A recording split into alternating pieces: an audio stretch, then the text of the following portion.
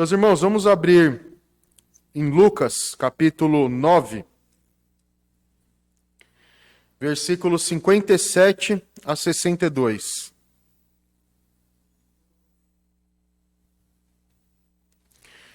Lucas, capítulo 9, versículos 57 a 62.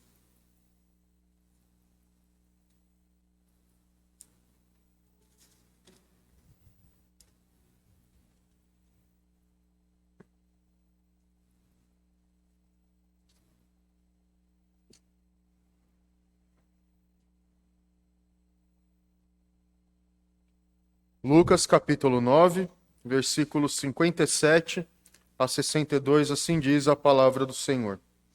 Enquanto seguiam pelo caminho, alguém disse a Jesus: "Vou segui-lo para onde quer que o Senhor for."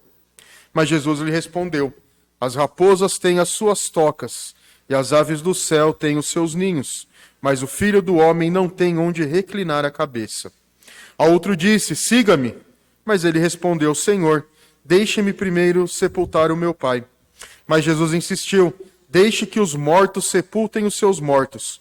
Você, porém, vá e anuncie o reino de Deus." Outro lhe disse: "Senhor, quero segui-lo, mas permita que antes disso eu me despeça das pessoas da minha casa."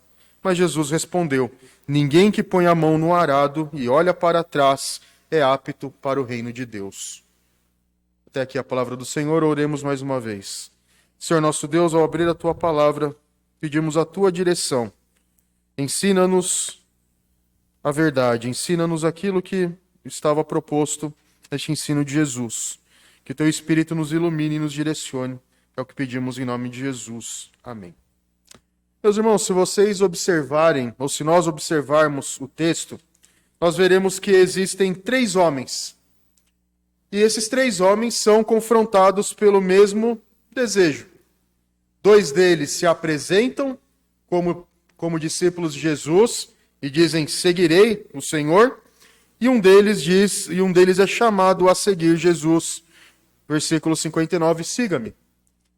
E diante deste chamado, ou desta intenção de seguir a Jesus, este convite que parece tão simples, nos traz algo muito profundo. Em tempos de um evangelho diluído, que não pede nada das pessoas, apenas que se declare como um cristão, como um evangélico, sem entender o que significa de fato seguir o Mestre, isso é urgente para nós. Entendemos o que significa seguir a Jesus. Será que é só responder sim, te seguirei, e depois disso nada mais é necessário? Ou qual é a necessidade disso? Também nós podemos considerar estas palavras num tempo em que ser seguidor de alguém é um costume. Nós vemos: eu sou seguidor de fulano, sou seguidor de Beltrano, aquela pessoa tem tantos milhões de seguidores, mas o que nós vemos são pessoas que seguem sem conhecer alguém, não tendo relacionamento algum, e pessoas que são seguidas sem se importar com aqueles que lhes seguem. O que vale é o entretenimento. O que vale é que as pessoas vejam e estejam ali dispostas a consumir aquilo que aquele tal influenciador se propõe diante das pessoas. Veja na sua Bíblia que o capítulo 9 de Lucas, ele é uma sequência de ensinos de Jesus e demonstrações do seu poder e da sua glória. Então Jesus começa instruindo os 12 no capítulo 9. No versículo 18 do capítulo 9, nós vemos Jesus predizendo a sua morte, perguntando aos discípulos quem as pessoas diziam que ele era, e pergunta aos discípulos quem eles achavam que ele era. Versículo 23 até o 27 é o texto famoso em que Jesus chama os seus seguidores a irem após ele, tomar a sua cruz e segui-lo. E dizendo ali que tomar a cruz significa perder a vida, para ganhar a vida eterna.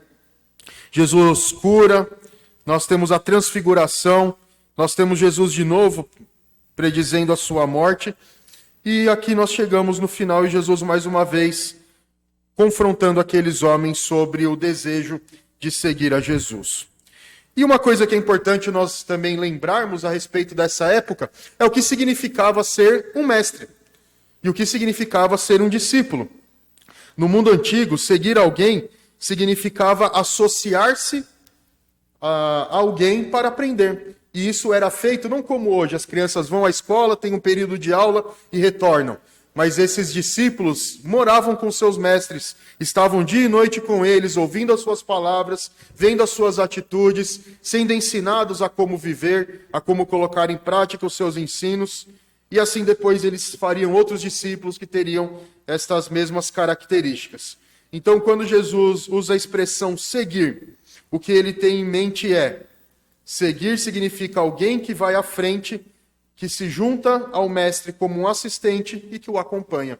E que assim, então, nessa vida associada e aprendendo com aquele mestre, vivendo com aquele mestre, ele poderia aprender a respeito daquilo que ele tinha para ensinar. Isso era comum no mundo grego, isso era comum para os judeus também, seguir um grande mestre da lei. E assim, então, Jesus chama os seus discípulos para estarem com ele, estarem junto a ele, acompanharem-no na sua vida. Isso significava que, enquanto ele estivesse na terra, segui-lo significava correr os mesmos riscos. Então, quando Pedro diz que seguiria Jesus por onde ele fosse, mesmo que a cruz fosse o destino, ele havia expressado o real sentido, mas ele não havia entendido de fato o que isso significava. Não estava disposto a seguir a Jesus dessa forma e a estar com ele de fato, como seu discípulo. Então, o que Jesus nos ensina nesse texto? Nós devemos estar cientes de que Jesus nos chama para viver no reino como seus discípulos. Nós somos chamados para ser filhos de Deus, receber a herança com ele e estarmos na presença dele constantemente. Mas isso não é toda a nuance que o texto bíblico nos dá. Não é somente enfatizar o amor, o cuidado, como as pessoas falam, Deus me ama tanto, então ele vai fazer o que eu quero, ele vai me dar o que eu desejo. Mas o discipulado também mostra uma outra face dessa relação. Uma face que nem sempre trará alegria e satisfação. Ela trará alegria e satisfação, sim, por meio dos sofrimentos, porque esta é a imitação do Senhor. Então vejamos o que esse texto nos ensina a respeito dessa verdade. O que significa ser um discípulo de Jesus? A primeira ideia que o texto nos dá é que seguir a Jesus é depender exclusivamente dele, depender exclusivamente da sua provisão. Observe o versículo 57. Enquanto eles seguiam pelo caminho, aqui nós temos uma ligação com o que vinha acontecendo antes. Jesus a caminho de Cafarnaum, na região da Galileia, caminhando, e encontrou esse primeiro homem que disse a ele: vou segui-lo por onde quer que o Senhor for. Esse homem demonstrou uma genuína vontade, um genuíno desejo de seguir a Jesus. Ele tinha o interesse de seguir a Jesus. E ele estava disposto a ir para qualquer lugar com o Senhor. Mas qual era a razão disso? Por que esse homem expressa esse desejo? O texto de Mateus, que é paralelo a este, que demonstra esse mesmo evento, nos diz que esse homem era um escriba. Um escriba era alguém versado na lei, era um teólogo da época que ensinava outras pessoas. Então, ele também era um mestre. Ele também tinha outras pessoas o seguindo. E ele havia reconhecido, de certa forma, Jesus como esse mestre. Talvez por meio das suas pregações que o maravilharam, do seu ensino distinto, como o final do Sermão do Monte nos mostra, que as pessoas estavam maravilhadas, porque Jesus ensinava diferente das outras autoridades, como quem tem autoridade de fato, e não alguém que está apenas reproduzindo algo que ouviu. Então esse homem pode ter percebido em Cristo um grande mestre e queria imitá-lo. Ele pode ter ficado maravilhado pelos milagres de Jesus e demonstração de grande poder, ou talvez esse homem estivesse apenas disposto a seguir Jesus em troca do status que isso traria. O texto não fala, não nos diz aqui qual é a razão pela qual ele seguiu Jesus. Mas nós podemos ter uma ideia pela resposta de Jesus que de alguma forma ele via um retorno. Ele havia alguma forma de recompensa por seguir a Jesus. Veja o versículo 58, que Jesus faz referência a possuir coisas. Ele diz: as raposas têm as suas tocas e as aves do céu têm os seus ninhos, mas o Filho do Homem não tem onde reclinar a sua cabeça. Então Jesus diz a ele: as raposas fazem as suas tocas, se protegem, conseguem o seu alimento, se estiverem em risco, procuram outra toca e terão onde repousar a sua cabeça, descansar. As aves têm os céus pelo qual podem voar, têm seus ninhos que botam os seus ovos e que são protegidos ali. Mas diferente desses animais, que depois Jesus disse que eles eram cuidados por Deus, o Filho do Homem não tem onde reclinar a sua cabeça. Jesus não estava neste mundo para ter posses, para ter um lugar confortável para voltar e descansar, porque a sua missão consistia em pregar a palavra, em pregar a verdade, que ele mesmo veio como revelação da palavra de Deus. Então a resposta de Jesus nos ensina que o Filho do Homem não chama discípulos para dar a eles conforto nesta vida, dar a eles segurança financeira, para dar a eles segurança para a sua vida, mas ao segui-lo, devem estar dispostos a deixar tudo para seguir o Mestre e confiar que ele proverá todas as coisas. Foi o que ele ensinou quando multiplicou os pães. Quando eles olharam aqueles poucos pães e poucos peixes nas duas multiplicações e pensaram: como será que todos serão alimentados? Como será que o alimento será distribuído a todas essas pessoas? A resposta de Jesus é: se for necessário, posso até mesmo multiplicar tudo isso. Porque aquele que segue Jesus deve estar consciente de que é ele quem sustenta. Então aquele homem que talvez estivesse interessado nessas coisas deveria aprender, assim como todos aqueles que estavam ali, que seguir a Jesus é depender completamente da sua provisão. E isso nos ensina hoje, aqui da mesma forma, se nós nos associamos a Jesus como seus discípulos, não devemos estar à procura de conforto, de segurança, dos benefícios. Mas amar a Deus acima de todas as coisas significa estar com Ele, quer as coisas caminhem bem, quer não. Estar associado a Ele é ter a consciência de que Ele veio para trazer a vida eterna e não trazer um reino terreno. Pode ser que nesta jornada, nesta terra, nós não tenhamos a dignidade dada aos homens. Podemos ser privados do mínimo, que é moradia e alimento, para termos a nossa dignidade humana reconhecida. E basta nós vermos ao longo da história como irmãos e irmãs nossas entregaram suas vidas pelo Senhor, abrindo mão de tudo aquilo que o mundo poderia oferecer, mesmo do conforto e da segurança. Então, ao seguir Jesus, devemos o seguir na dependência completa dele. Pode ser que tudo nos falte, mas a companhia do Senhor é sempre presente.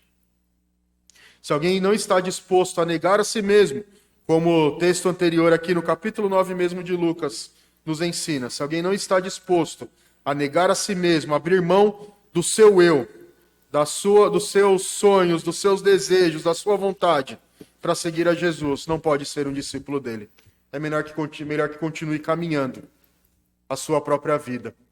Mas seguir a Jesus é cumprir a sua vontade, é fazer aquilo que lhe agrada, é seguir os seus passos, confiando na dependência exclusiva do Senhor. A segunda ideia que o texto nos dá, nos versículos 59 e 60, é que seguir a Jesus envolve um chamado urgente. Veja que este segundo homem, diferente do primeiro, foi chamado por Jesus. A outro Jesus disse: siga-me. Mas ele respondeu: Senhor, deixe-me ir primeiro sepultar o meu pai. Os comentaristas aqui se dividem sobre o que significava esse pedido. Alguns dizem que esse homem já tinha o seu pai falecido e estava no processo de enterrá-lo, e portanto ele estava pedindo só um tempo para Jesus para fazer isso. Outros pensam que aqui era um homem jovem que disse a Jesus: espere eu cuidar do meu pai até que ele morra, e aí eu sigo o Senhor.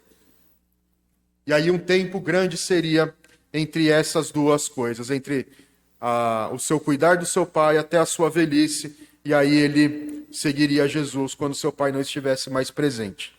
Qualquer que seja a hipótese aqui, a verdade expressa por Jesus é que nós não podemos deixar para depois o chamado para segui-lo. Nós não podemos deixar para depois, mesmo que algo legítimo esteja diante de nós, como o cuidado aqui, que era valorizado pelo mundo judaico, que era valorizado por aqueles homens, e que era um mandamento do Senhor, honrar pai e mãe. Mas se isso estiver entre nós, e o cumprimento do chamado, e o cumprimento do nosso dever, isso não deve ser deixado para depois. A prioridade é o reino do Senhor. A prioridade é seguir a Jesus. Porque cada um responderá pelas suas ações. Nós não poderemos chegar diante de Deus e dizer, olha, eu queria seguir ao Senhor, mas isso me impediu. Eu deixei para depois, mas não deu tempo. Cristo nos chama para segui-lo hoje, para ter o reino como prioridade. Não há tempo para perdermos com qualquer coisa nessa vida. Nada pode estar à frente do reino de Deus. E com o reino de Deus, lembre-se que o que nós temos em mente aqui é viver a prioridade do reino. É transformar-se dia a dia, despir-se do velho homem, viver a realidade do reino neste mundo. Não tem nada que nos guie como verdade completa. Viver plenamente para o reino de Deus. Em Lucas 14, 26, Jesus também ensinou que se alguém ama mais o seu pai, sua mãe, mulher, filhos, irmãos e a própria vida, não pode ser um discípulo do Senhor. Isso não significa que nós não devemos amá-los. Mas a ideia bíblica é de que cada um deve ser amado da forma que Deus quer que nós amemos. A nossa família não pode ser amada como Deus é amado. Ela não pode tomar o lugar de Deus. Ela deve ser amada como a nossa família.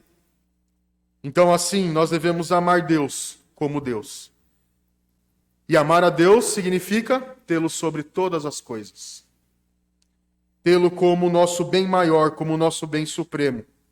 E por isso, então, a resposta de Jesus a esse homem é: deixe que os mortos sepultem os seus mortos. Você vá e anuncie o reino de Deus. Então aqui a resposta de Jesus segue a linha da morte espiritual. Porque veja que ele fala sobre a morte, mortos sepultando os seus mortos, enquanto o homem deveria anunciar o reino de Deus. A nossa vida aqui nesta terra deve ser de completa submissão e devoção à vontade de Deus. E cumprir aquilo para o que Ele nos chama. Deve ser viver para o reino e anunciar o reino de Deus. E por isso, então, Jesus coloca este elemento, a urgência. Não deixe para depois. Não deixe para amanhã. Não diga, amanhã eu farei isso. Amanhã eu seguirei a Jesus, mas primeiro deixe que eu faça o que eu tenho que fazer, que eu realize meus sonhos, que eu cumpra os meus desejos, que eu conquiste isso primeiro, que eu sirva a minha família primeiro. Todas as coisas devem ser colocadas aos pés da cruz. Todas as coisas devem ser vistas como são. Elas não são superiores ao reino. Porque se nós tivermos tudo, mas não tivermos o reino, nós não temos nada. Por isso que Jesus chama os seus seguidores a abrirem mão da sua própria vida hoje. Não deixe para amanhã. E aí para nós pensarmos neste ponto. Quantas vezes nós não adiamos a transformação que precisa ocorrer na nossa vida? Quantas vezes não deixamos para depois os momentos devocionais porque temos coisas mais urgentes a serem feitas? Quantas vezes não deixamos de ajudar a quem precisa para não perder o nosso tempo? Quantas vezes não deixamos a nossa vontade e o nosso próprio entendimento se colocarem acima das coisas do reino, valorizando mais as nossas próprias coisas, a nossa própria vontade, do que o crescimento do reino? As coisas espirituais são prioridade na sua vida? São prioridade na minha vida? Agora é o tempo de nós buscarmos viver para o Senhor. Agora é o tempo de nós deixarmos tudo e seguirmos a Jesus. Porque como Jesus ensinou no Sermão do Monte, nós devemos buscar em primeiro lugar o reino de Deus e a sua justiça. E todas as coisas são acrescentadas, porque o Deus que cuida de nós é o Deus que provê. A terceira lição que Jesus nos dá a respeito de segui-lo é que seguir a ele é abraçar completamente a missão. Aqui nós temos um terceiro homem que, como o primeiro, se apresentou. Senhor, quero segui-lo, mas permita antes disso que eu despeça das pessoas da minha casa. Então esse homem, como o segundo, tinha o desejo de primeiro servir a sua família, de voltar até eles, de se despedir e dizer qual era o seu propósito. Mas Jesus lhe responde: ninguém que põe a mão no arado, olha para trás, é apto do reino de Deus. Então qual que é a ideia aqui? A ideia é que este homem não estava tão seguro da sua decisão e que ao retornar à sua casa ele poderia ser demovido da ideia. Poderiam dizer para ele: não siga Jesus. Quem é Jesus? Ele não é Deus, ele é um impostor, ele é alguém que está enganando as pessoas. Não siga Jesus porque você vai trazer problemas para a sua vida.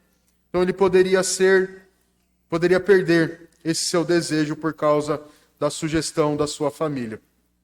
Então Jesus o chama a seguir, a não retornar para lá, mas decidir-se naquele momento. Assim como o segundo homem, era necessário ele tomar a decisão neste momento e seguir completamente a sua missão. Em Lucas 14, os versículos 26 a 33, Jesus usa uma parábola para mostrar que, para seguir a ele, aquele que está disposto a isso, deve primeiro calcular o custo. Então ali ele faz uso da ideia de uma construção de uma torre, que ninguém começa a construir, depois vai ver se precisa de material, o que precisa, mas primeiro calcula, vê quanto vai gastar, quanto precisa, faz o projeto, e aí sim ele começa a construir uma torre. E a outra face da parábola é de um rei que vai guerrear contra alguém. E ele diz: um rei nunca vai guerrear sem saber o tamanho do outro exército, se ele tem condições de se levantar em batalha contra aquele outro, mas primeiro calcula, vê se ele pode dar conta daquilo. Então a ideia é que, para seguir a Jesus, nós devemos saber que existem sim maravilhosos e benditos benefícios. Nós somos adotados como filhos de Deus, participamos de um reino no qual nós somos herdeiros juntamente com Cristo. Mas também o ensino bíblico é de que não são só de benefícios e bem-aventuranças que o reino é formado, mas também como Cristo foi perseguido, nós seremos perseguidos. Como Cristo foi desprezado, nós seremos desprezados. Como Cristo andou, nós também devemos andar, porque isto é imitação. E esse é o conceito fundamental do discipulado: imitar alguém, seguir alguém da mesma forma que ele caminha. Então, este homem deveria considerar o que ele estava disposto a passar pelo reino: rejeição, desprezo, zombaria e abandono, porque nós devemos negar o nosso eu, seguir a Jesus. Devemos renegar a nossa vida para ganhá-la. Por isso, para seguir a Jesus, é necessário renegar tudo o que temos, ou tudo o que somos, para seguir a Ele. Então, a grande questão e a grande pergunta que deve ser feita para aqueles que estão dispostos a seguir a Jesus é: eu estou disposto a negar a mim mesmo, negar a minha própria vida para seguir a Ele?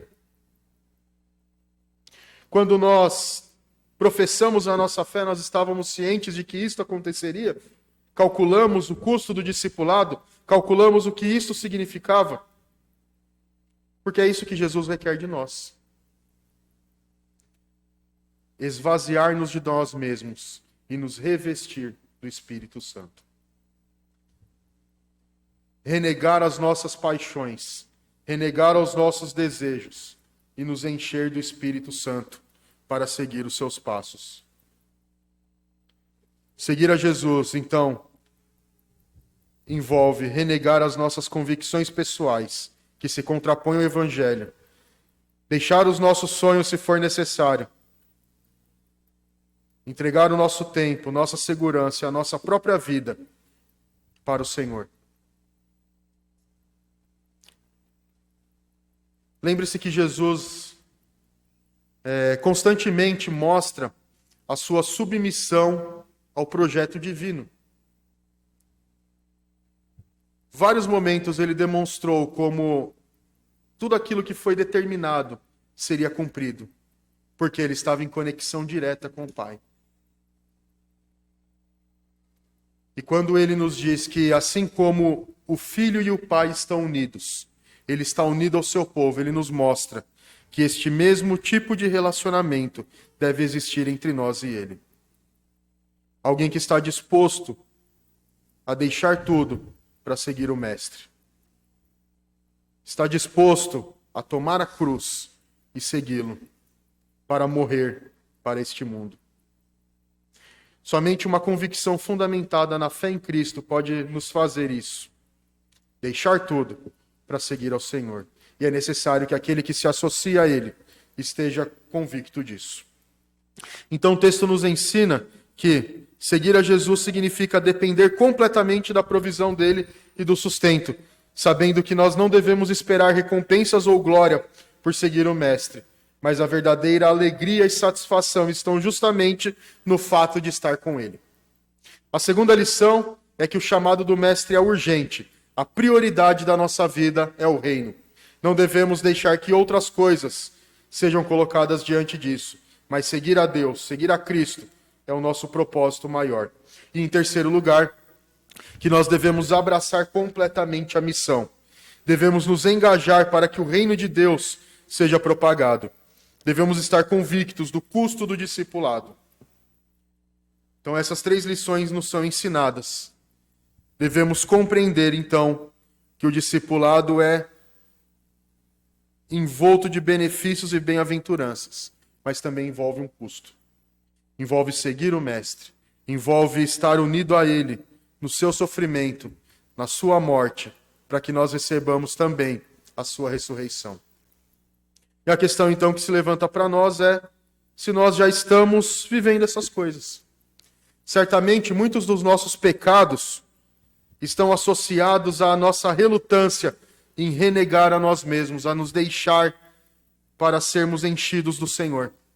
Muitos dos nossos pecados são motivados justamente porque nós estamos em busca da satisfação pessoal, porque nós não conseguimos ainda encontrar a plena satisfação no Senhor.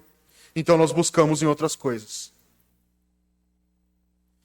O chamado do Evangelho é sempre urgente. Mude hoje. Esse é um chamado para mim, esse é um chamado para você. Nós nunca atingiremos um ponto de perfeição. Então o chamado do Evangelho é sempre para cada um de nós. Envolva-se como discípulo do Senhor, deixando tudo para seguir a Jesus. Tem alguma coisa que ainda é superior a Ele, que te dá mais alegria e satisfação? Tem alguma coisa que você diz, olha, se eu não tiver isso, eu não posso ser feliz, eu não posso estar satisfeito. Deixe hoje isso, porque o chamado do Evangelho é satisfaça-se completamente no Senhor. Entregue a sua vida para Ele. Viva completamente curvado à sua vontade. Por isso que Paulo disse, já não sou eu mais quem vive, mas Cristo vive em mim. Porque ele tinha plena consciência de que nada que ele buscasse por ele mesmo traria algum benefício à sua vida. Nada que ele buscasse traria satisfação maior do que estar nos braços daquele que nos amou. E nos amou primeiro. Nós não demos o passo inicial e Deus respondeu, olha, já que você me ama, eu vou te amar também. Mas ele nos amou, entregando o seu Filho, para que nós fôssemos transformados. E essa é a palavra do Evangelho, transformação. Nós não somos chamados para continuarmos do jeito que estamos. Tem o hino 74 nos diz, eu venho como estou. Sim, venho como estou, porque Jesus por mim morreu. Mas a ideia não é a de que eu venho como estou e permaneço como estou. Eu venho como estou, mas sou transformado por aquele que transforma. Por isso que nós não podemos dizer que há algo que não é possível ser mudado. Eu nasci assim, não tem como mudar. Ou eu já tenho tantos anos, sempre fiz isso, não é agora que eu vou mudar. Se você é um discípulo de Cristo, se você está nos braços do Senhor, nunca é tarde demais para mudar. E nada é difícil demais que Ele não possa transformar. Então, o chamado do Evangelho para nós é de seguir a Cristo, nos esvaziando do nosso próprio eu, confiando plenamente nele, correndo para cumprir a missão e devotando-se completamente à missão, anunciar o reino, vivendo o reino, para que nós estejamos com ele no reino eterno. Que Deus nos ajude assim a vivermos para ele. Oremos. Senhor nosso Deus, a tua palavra nos ensina a maravilha que o Senhor realiza. Uma obra que nenhum homem poderia realizar. E a tua própria palavra mostra que todo o ensino bíblico não poderia ser produzido por nenhum homem, por mais sábio e inteligente que seja. Porque ele é completamente diferente do que o homem pode produzir. Senhor, a tua palavra manifesta a tua graça e a tua glória, que nos enchem e nos maravilham ao percebermos a maravilha da tua graça. Senhor, não permita que coisas nos afastem do Senhor.